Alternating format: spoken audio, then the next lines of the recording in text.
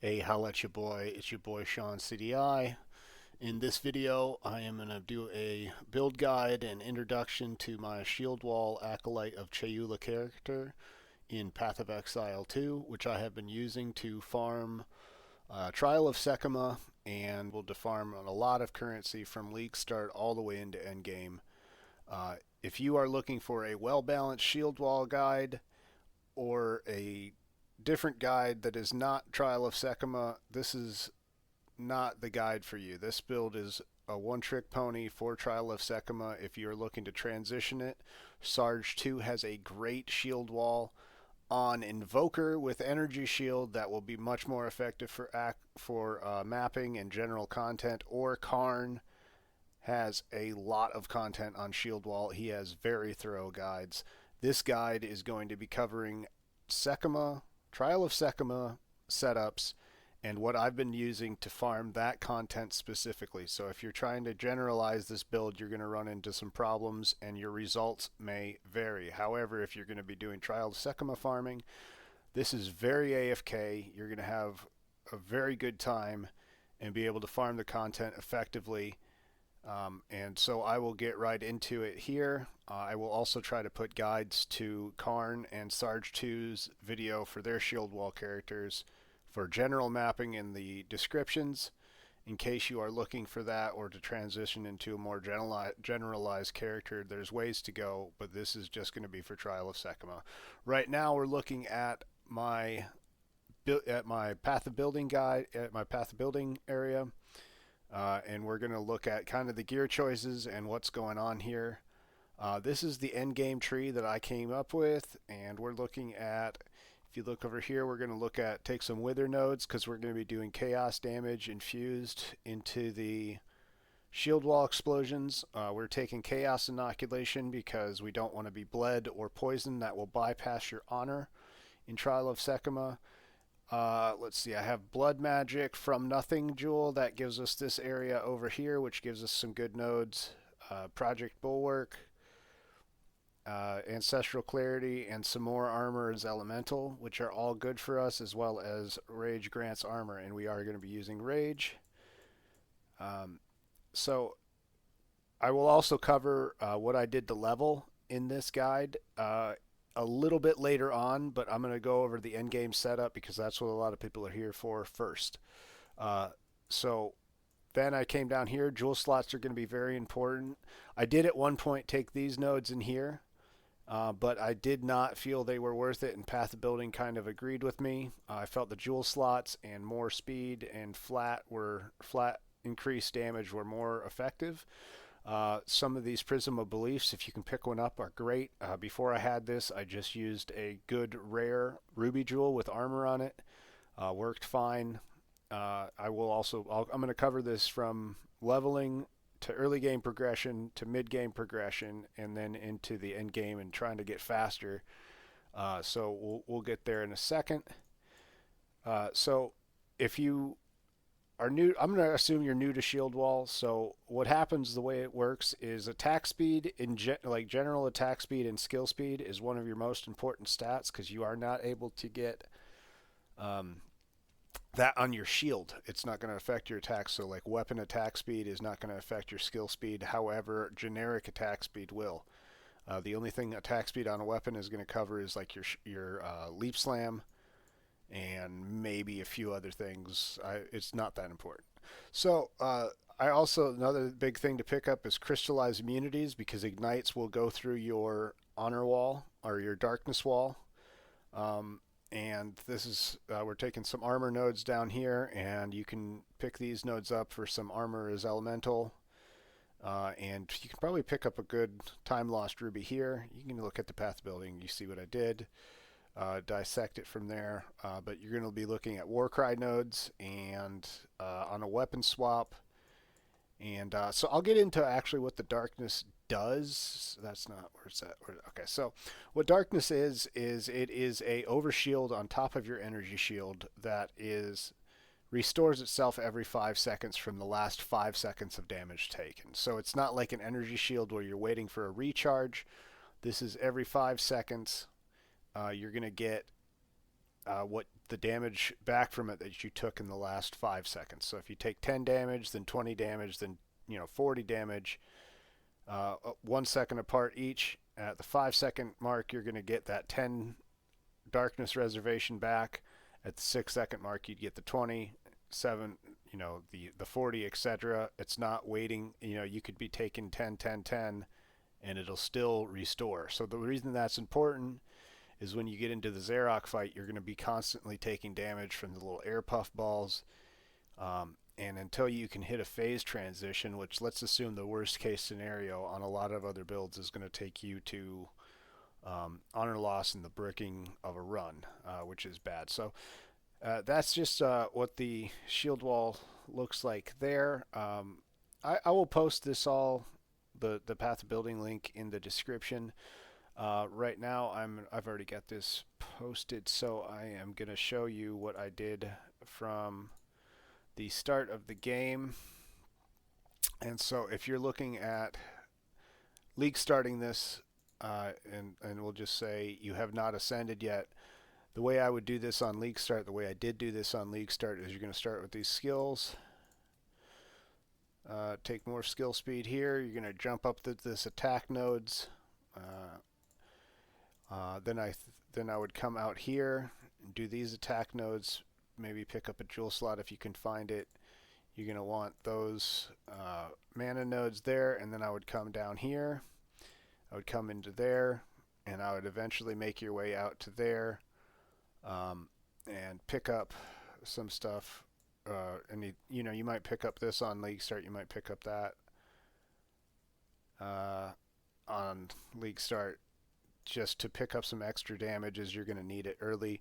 I'd then start kind of making your way down here, picking up whatever stats you need. The big thing you're going to need to get to is actually the, you can just start taking attack speed. What I actually did is I stayed life until I was probably around level 85, because energy shield is hard to come by, and darkness does not have a high pool of effective health until later in the game. It is scaled off of chaos resistance and your level. So anytime you level up, you're going to get more of it, and anytime you have, you just assume, let's put your chaos res at 75. You'll take these nodes in here, you take this over here, you can pick up this stuff in here for leveling. You're not going to have access to good jewels on League Start settings, so you're really just looking for any damage you can find, probably in there. You might go there. I would not take this node when you get to darkness, because it is going to freeze you, because you don't have a lot of ailment threshold early. And you're just looking at, so that puts you at level 64. That's enough to get you into Endgame.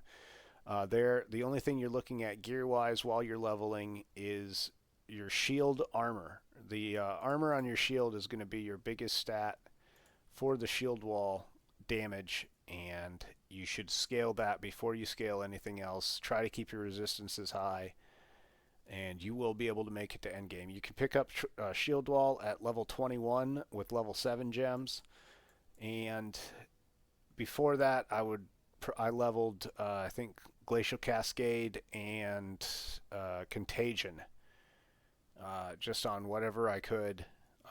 Throw whatever you can together.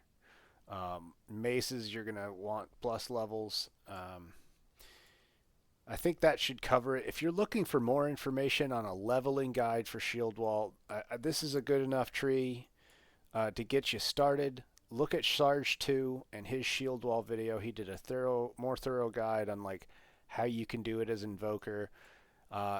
The Acolyte is really not helping you that much in campaign. It's just not going to do that in campaign. You just need to be able to power through it, get to the end game, and I was able to start farming Zarok at level 67 with a 5-man group carrying behind me, and I didn't lose any honor.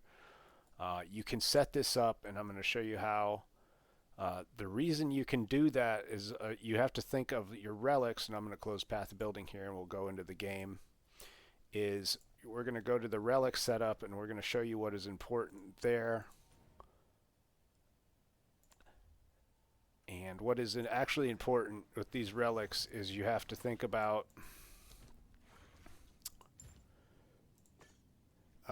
so if you look at this, you see that increased defenses line. That is the most important line on your relics, and you have to pick up as many relics as you can with as high a defense as you can on them as early as possible. So like if I had 200 exaltes in gear on day one, let's say day one, right? You should be able to, maybe you pick up a divine during the leveling process or the campaign, or you just you know do something where you just run normal. I think I ran my own lab a few times, maybe once or twice, just to get my own ascendancy point. You're not going to get your own ascension and sell somebody's ascension on the same run. You have to do this a few times. That's how I built up the currency to do it.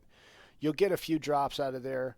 You can use that currency to roll into bigger relics that are going to enable you to carry. So you need to think of these relics as an extension of your gear, because if you look at these lines, you've got 67, defense. I think on day one I had like 20 and 30% relics that I was just able to snipe off for 5 or 10 exalteds. You can find them. The cheap ones are fairly cheap, or the cheap ones. That's redundant, but the lower tiered modifier relics are obtainable for almost any budget, and you can get in the door with that setup. Obviously, at this point in the game, I've got relic quantity. I didn't hold on to my league start relics to the best of my knowledge. I just tossed them at this point. But you're going to be able to get in the door with those relics and get some carries going on a league start scenario and get your money rolling, because once I was able to start carrying, I had about 100 exalts in gear, I had 100 exalts in relics, and I was able to sell my first 5-man carry for 500 exalts total. So my total currency pile, 2.5x'd just from one set of carries off of a 20-minute run, and I did multiple of those from that point, and the gear just started snowballing, and you're going to go from there. And you'll get some big drops eventually. These Desperate Alliance face drops are eventually the goal. You have to just consider, if you're reading the vase with me right here, it is 100% more damage dealt, which is substantial because any buffs that Xerac receives are going to add on top of that. And I'll go into some of the buffs that will brick your run, because this is important to know about the run and what will brick your run, because you're not using honor resistance, you're not using maximum honor. I have sometimes 200 honor total, 200 out of 200, 300 out of 300 at the end of these runs, because of the afflictions that I'm picking up and the boons that I'm able to pick up that don't affect me at all, which is the beauty of this. Is it is so comfy to do these runs, in the fact that some of the afflictions are completely negated. Let me give you an example, and bear with me here as I'm going to try rant, and I'm going to pull up a list of afflictions for Trial of Sekima. And I didn't have this image prepared, so it's just going to be a ranty video. I apologize for that, but we will try to get through as much content as we can and explain the build. I've had a few people asking for some long form on it, not just a showcase video. So let me get... Okay. Oh gosh, this is not... Why couldn't it just be the first image I pulled up? Okay. So...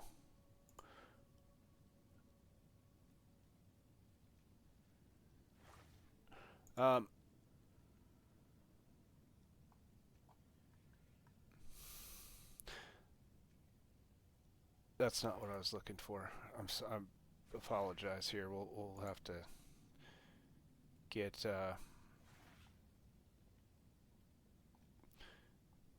this is disturbing how long this is taking me to find this.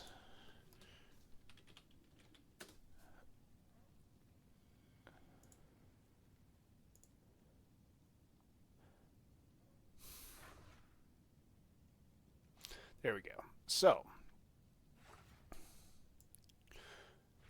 We are going to look at this here and what we're looking to avoid with the Trial of Sekima. So because of this build, you are stacking armor and you are converting evasion into armor, and so all of it, things that affect honor, because the darkness is taking the damage before your honor is affected.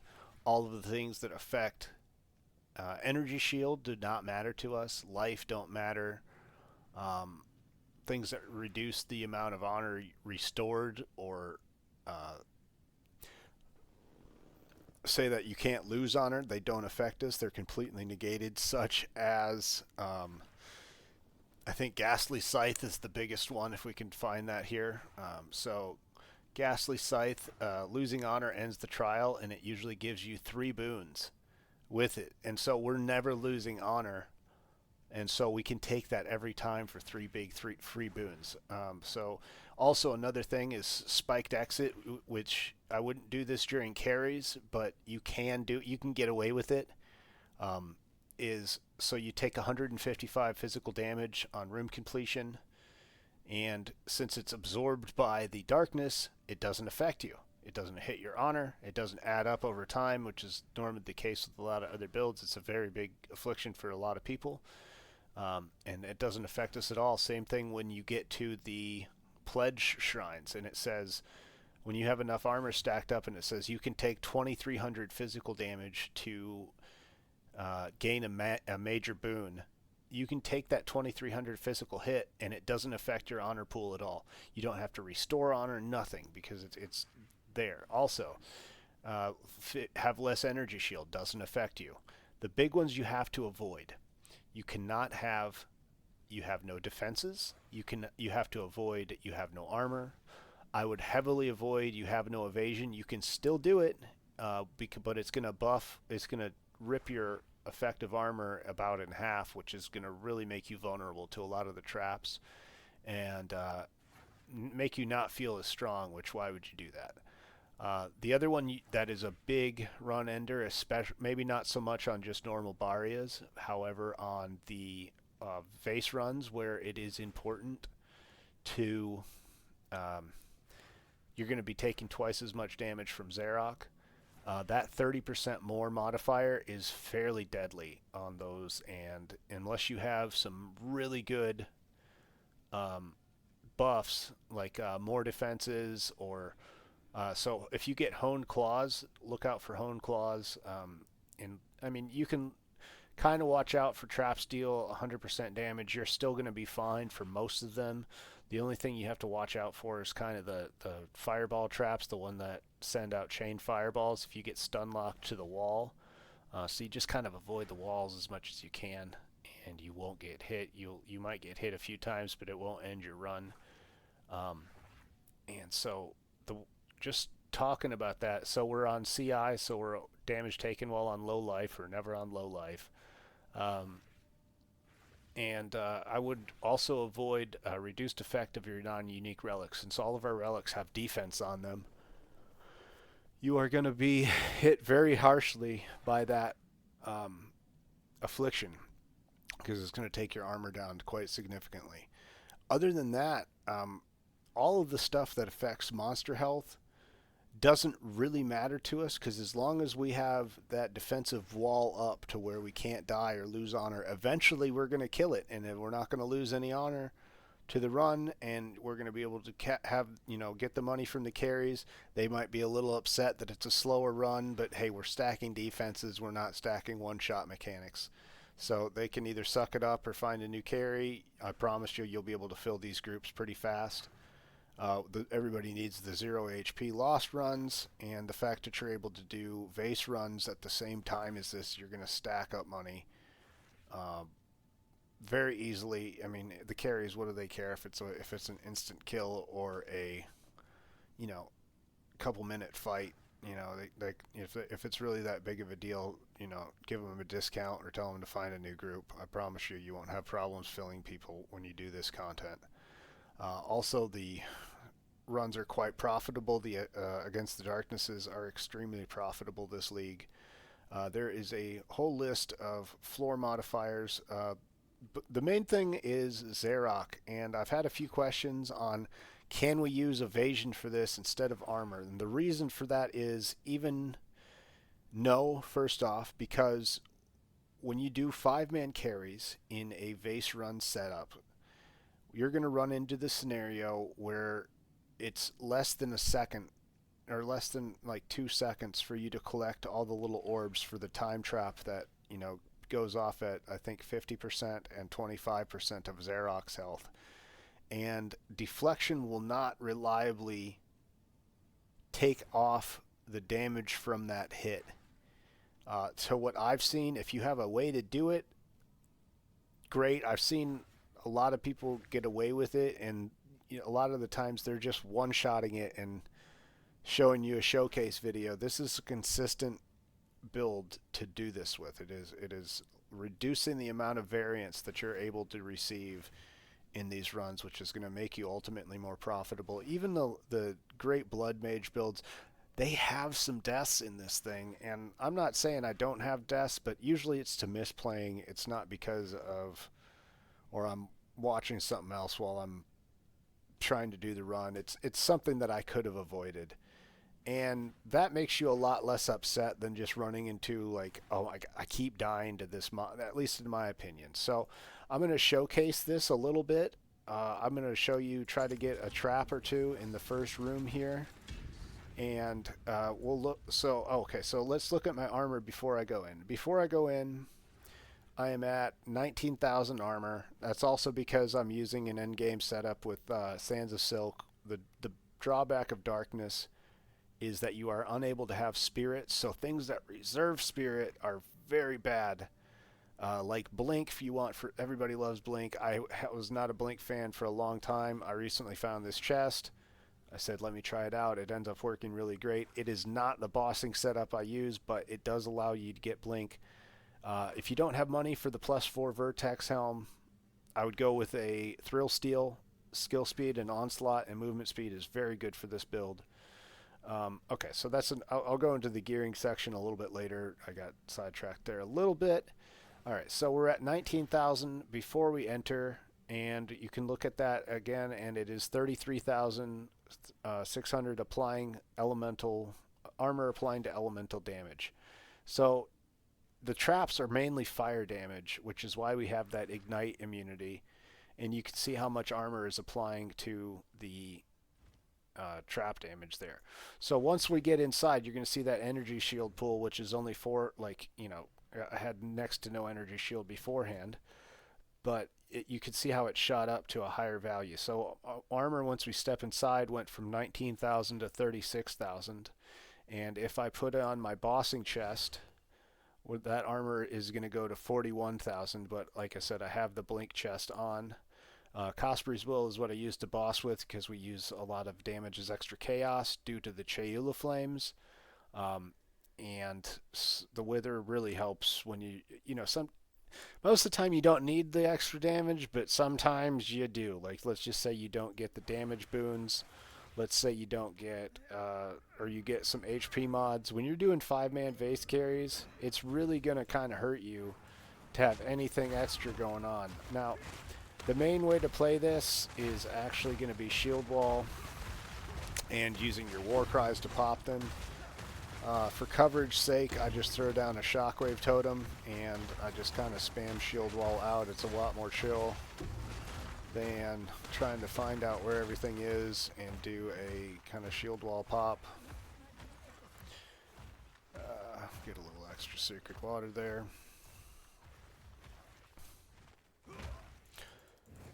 Let's see, hopefully get a trap room here. 30 sacred water on completion, less damage. That's not great. Ritual. Okay, we'll just take here.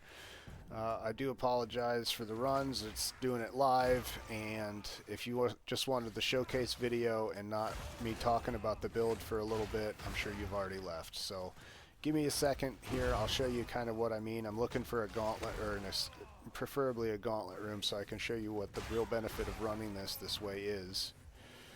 And you can see kind of here that blink is really helpful. There we go, gauntlet. So the beautiful thing about this is, so there. So you can see the honor here and the darkness over here in the bottom right hand corner on top of my mana bar, and you can see it going down every time I take damage from a trap, right? Well, that's being mitigated. So see, it just went from 2048 darkness down to 19 and then 1847, and then you see it pump back up, and it's restoring every so often, every little tick. And that's what's going to be happening in the Zarok fight too. You're going to be getting hit all the time, but because of your high armor value, it's not going to be for that much, and it's going to restore. And the more important part, the honor is not moving at all. So because of that, you know, every time you get hit, a lot of stuff happens to you when you get hit. You can kind of...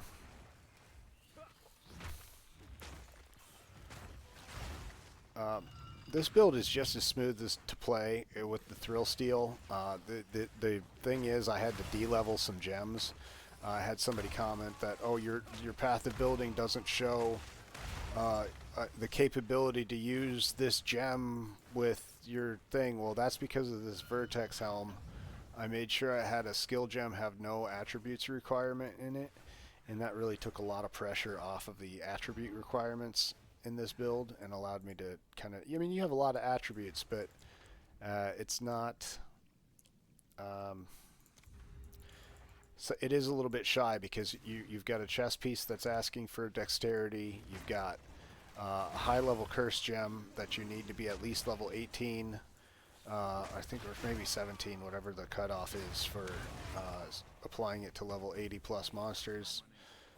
So you need that for that. And I could show a full run. They usually generally take me about 20 minutes, but I won't put you guys through that. I'm going to try to cover the specifics and what you need for the Trial of Sekima. I'm just trying to do a little bit more showcase. Leap Slam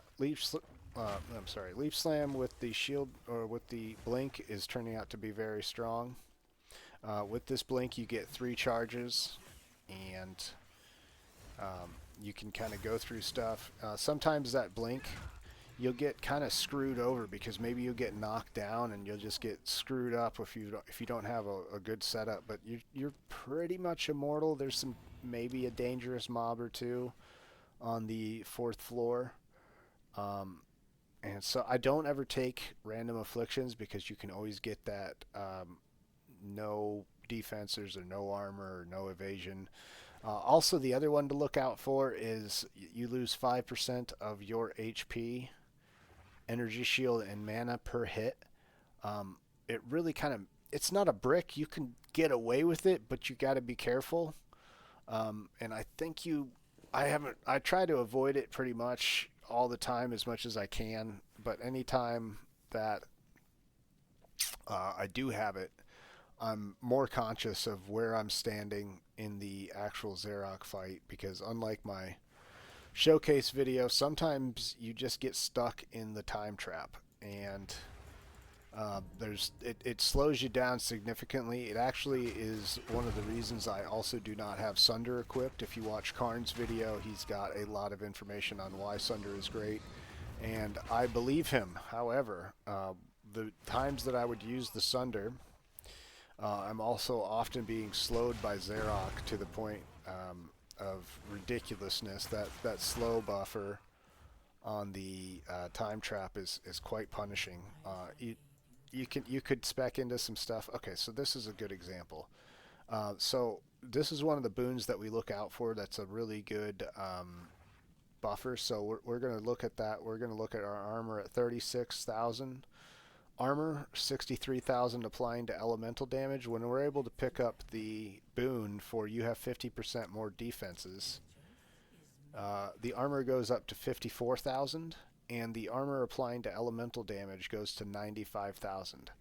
And so if we weren't immortal in traps before, you know, we're going to be able to stand in almost anything now. And so if you get, even if you get traps or more damage, you're got 95,000 armor against elemental damage in this setup right now, which is absolutely absurd. I think you can get up to 100k or something like that.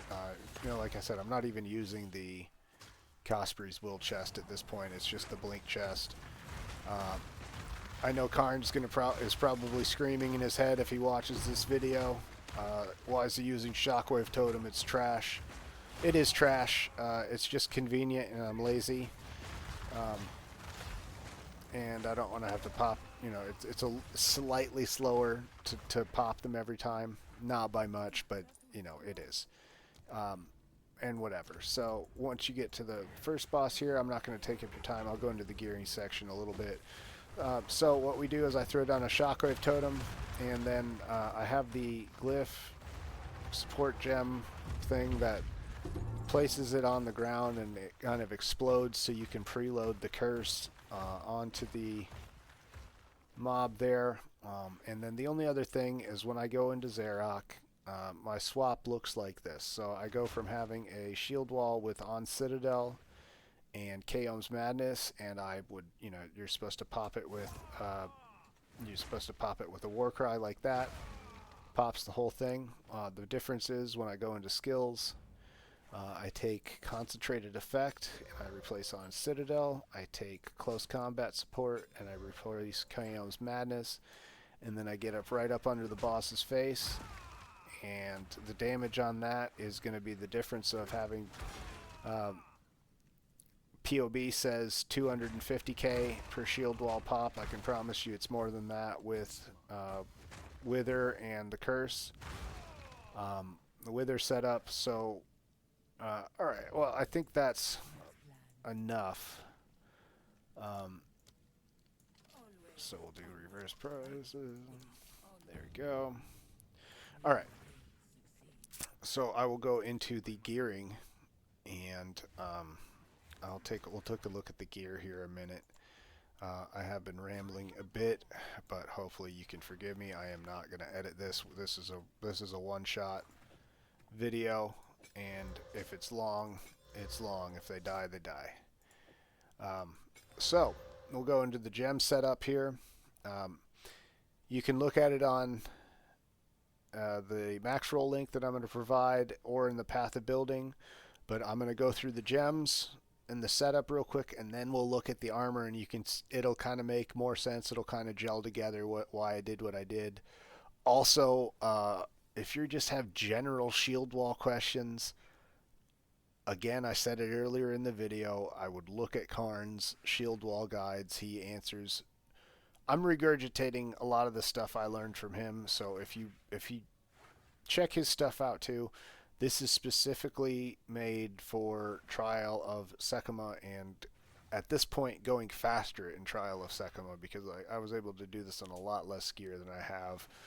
And so anybody that's sitting there, yeah, just have, you know, a mirror's worth of gear to farm. Well, you know, I have the mirror's worth of gear, so what am I going to do? Leave it in the bags? So into the breach. Well, all right, into the breach. We got the Chaos Flames only. You can see it here. All flames are Chayula that you manifest purple. I think it's one of the side options there. And then, alright, so we go into the breach, Harmonic Remnants, Remnant Potency, and Katal's Rejuvenation for cooldown speed for Blink. The Raised Shield is just a placeholder for close combat and concentrated effect. Blink, I did Uhtred's Augury, Diala's Desire, and cooldown recovery 2. In the shield wall level 21, the levels make quite a bit of difference in the damage. I do On Citadel and Kaom's Madness, and like I said before, when you get to bosses, switch out On's Madness. On Citadel and Kaom's Madness for concentrated effect and close combat. Faster attacks. Attack speed is very important. I use UUL Natul's Embrace because we're dealing a lot of chaos damage with the Wither stacks, with the Acolyte of Chayula Flames. you can get 10 stacks, and with the remnant potency, it's something crazy like 70 or 100% extra added chaos, which makes it very worth to use this. And it's not bad as armor break either. Yeah, we're not benefiting it with the armor break from chaos damage specifically, but I think the wither more than makes up for that in longer boss fights, especially. So that and its acolyte of Chayula, we're looking for damage anywhere we can because we don't have the spirit. The last gem is Rigwald's Ferocity, and I have this set up in Weapon Slot 2. So if you look at Shield Wall, I have it in Weapon Set 2. You should lock this weapon to both weapon slots. You should see the weapon in the sidebar here as well as the main bar if you set it up right. Infernal Cry, Enraged War Cry, Raging Cry, Fire Mastery, Tireless, and Efficiency. The Despair is level 21 due to having the Vertex Helm. If you don't have the Vertex Helm, try to get as high a level as you can with the intelligence you can bear. This is a level 21. And Rapid Casting, Focus Curse, Heightened Curse, Efficiency, and the one that lets me put it down as like a kind of a trap skill so that preload it for when the bosses finally become attackable is Diodre's Undoing, and that makes it very convenient that I can just put out the totem and preload that way. So Shield Charge, I don't have this one leveled up. I don't use it that often except to move, and you could even argue don't level it up because it uses less mana if you don't. Maybe sometimes, sometimes I just like to hit stuff and have it actually die. I also put Call on the Shield Charge in case I feel like something needs to be called real quick, and I don't, I'm running over to it to get into close range. Shockwave Totem, I have Magnified Area, Urgent Totems, Hardy Totems, Prolonged Duration, and Font of Mana. We're going to struggle with mana a little bit on this because a lot of your mana regen is coming from having Leech as physical damage leeches mana on a ring. So anytime that you're just blasting off the shield walls before the bosses have spawned in, you're going to go mana dead and just kind of be sitting there with your dick in your hand until you get some mana. I would recommend getting Lavianga's Spirit as early as possible on this. It's not bad to use a mana flask until then, especially in league start scenarios. I definitely did not have one. All of these things are kind of listed in order, and so the Leap Slam, I'm kind of testing some things out. I don't really like how the setup is on Leap Slam, so don't take it for word of God here. I tried to set up, see if I could get some damage on Leap Slam. It's feeling horrible. I'm probably going to go back to having Consecrated Ground in there and just getting some less curse effect, which is, I don't really use it anyways other than to move. You saw me doing the Leap Slam Blink setup, and then the last one we got is Fortifying Cry. Levels somewhat matter on it, but Enraged War Cry, Raging Cry, Heft, Heavy Swing, and Concentrated Effect. That's going to be your big damage nuke once you set up. Your big rotation is going to be Shield Wall, Enraged Cry, Shield Wall, Fortifying Cry is the nuke. And if you're kind of just setting up the armor break, you can just tap it until they break their armor. And wait till that wither stack sets up. Or you just want to be lazy, because obviously once you have that totem down, you can just hold down the shield wall and it'll eventually do damage. It's more coverage. If you want the optimal setup, you actually have Sunder in there after the armor is broken. I'm not doing all that. It doesn't need it. My damage is crazy on any content that is not Xerok with 6-player health and extra health and all that crazy crap. I think I've covered... Oh, yeah, let's go. Okay, so we just went over the skill gems. We're going to go over the gear and some of the choices. This weapon, Karn shows you how to craft in his weapon crafting video. Not super important to get that break armor because we are using UU Al Natols. You don't have to... Until you get UU Al Natols, do what you can. The skill speed is super important, so if you can get one with 2 sockets, hey, great. all the better. The 5+5 melee skills is pretty big. Um, Extra damage is physical is pretty big on the mace. This is a pretty big shield at this point. It's a 1500 armor shield with armor's elemental and some physical damage reduction.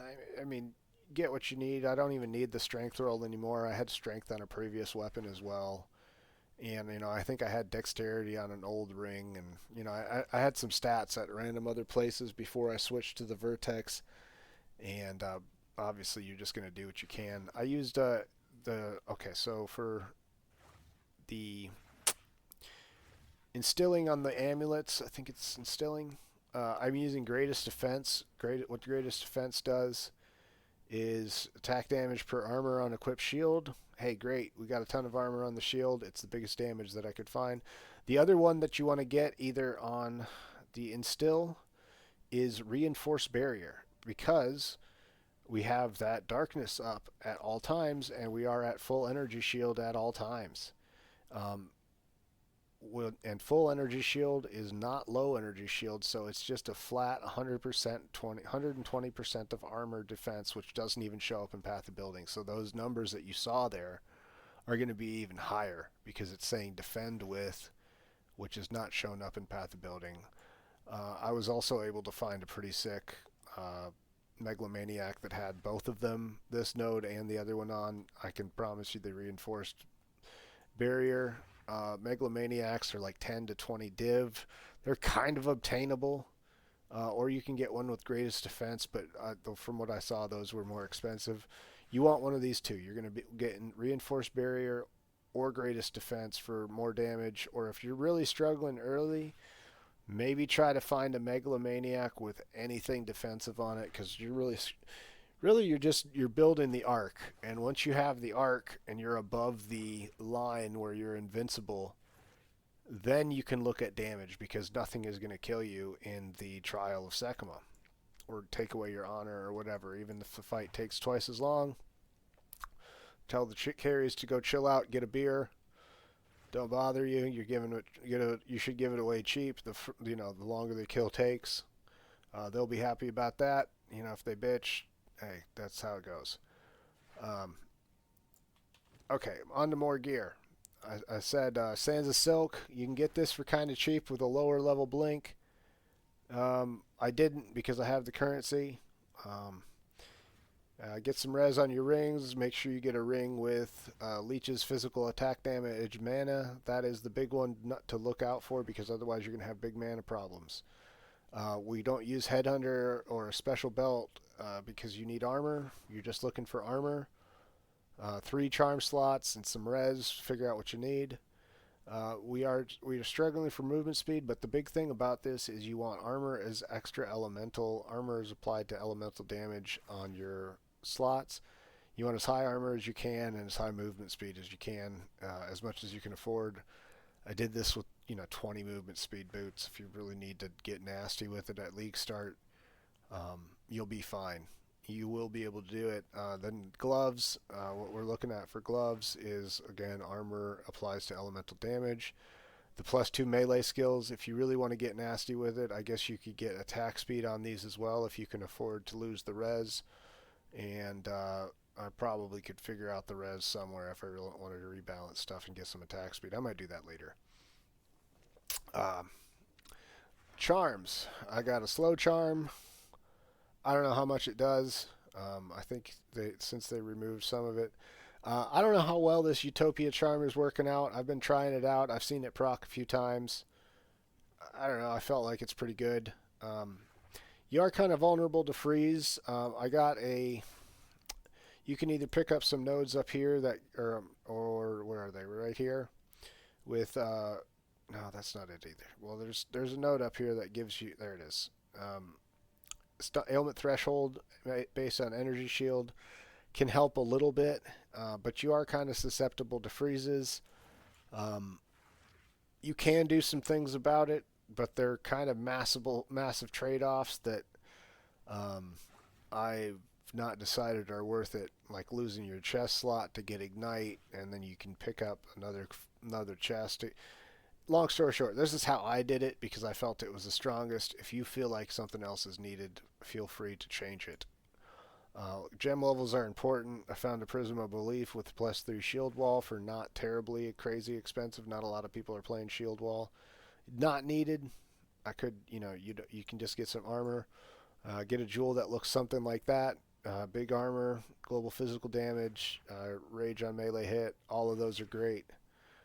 Um, and yeah, you're just looking at stacking armor. You get high enough armor, you become immortal in Trial of Sekimo when you pair it with darkness. Um, and then don't get any boons that affect your, or any afflictions that affect your armor. And you are able to pretty much one-shot this and sell those carries fast. A lot of the times those carries don't sell for people that have an HP minimum requirement. Or, I'll be honest, even the folks that you see running the HP minimum requirement, their butt is clenching the entire fight because stuff can go wrong. And when you get enough armor and your kind of arc is built, it's it's a pain in the ass, but it's also pretty safe. And I like safety. I like resiliency of the build. I like being able to carry those, not bricking carries, and bricking 15 to 20 minutes of running Sekima, which make your argument for or against Sekima. It's super profitable, but the worst feeling in the world is doing something that's not super super fun and blasty, and then bricking it. That's a shitty feeling, and that's why a lot of people do not like Trial of Sekimas. That honor mechanic is rough.